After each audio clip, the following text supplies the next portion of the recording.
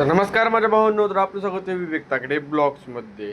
आता उन्हाळा तर संपत आलाय, तरी पण मी तुम्हाला सांगतो, उन्हाळ्यामध्ये आपल्या घरी काय ना काय काम सुरू झालेले असते. ते मग पापड बनवायचे म्हणा, नंतर लय काय काय कामं असतात ते मला माहीत नाहीत. पण मला दोन कामं तर मला फिक्स माहिती आहेत. पापड बनवायचं आणि कैरीचं लोणचं बनवायचं.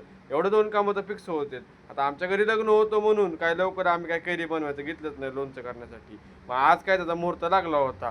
तर आईसाहेबांनी आम्हाला मस्तपैकी लय मोठ्या कैऱ्या दिल्या पिशवी भरून. ते म्हणलं जा आता फोडून आणायला. आणि फोडून आणण्यासाठी मी आलो होतो इथं. आता तुम्ही म्हणता ना का आता सुतारापाशी फोडायला देतो का? नाही हो, त्यांच्यापाशी एक शस्त्र आहे, त्यांनी फोडतात ती. आता मला सांगा ना, कैरीपासून आंबा तयार होतो निसर्गापासून, कैरी स्वतः तयार होती आणि कैरीपासून आपण लोणचं पण तयार करू शकतो. म्हणजे एका वस्तूपासून आपण 3 आयटम तयार करू शकतो बघा. या शस्त्राने आम्ही मस्तपैकी आंबे कचाकच फोडून टाकले. कसा एकदम बारीक केला का नाही त्यांनी. आता तुम्ही म्हणता पिवळं कसं काय पडलं? आता उशीर झाला आम्हाला करायला, मग थोडासा कैरी जरा पिवळी पडलीच ना.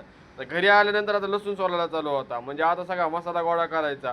मसाला गोळा करून त्याला मॅग्नेट करायचं आणि 15 दिवस त्याला कैद करून टाकायचं असतं. पण त्याच्या आधी पण आणखीन एक प्रक्रिया असते. म्हणजे काय करायचं, आजचे दिवस सगळं त्याला वाळू घालवायचं. वाळू घालून ठेवल्यानंतर उद्या काय जी आहे ती ह्याला सगळं मॅग्नेट बिग्नेट करून टाकायचं.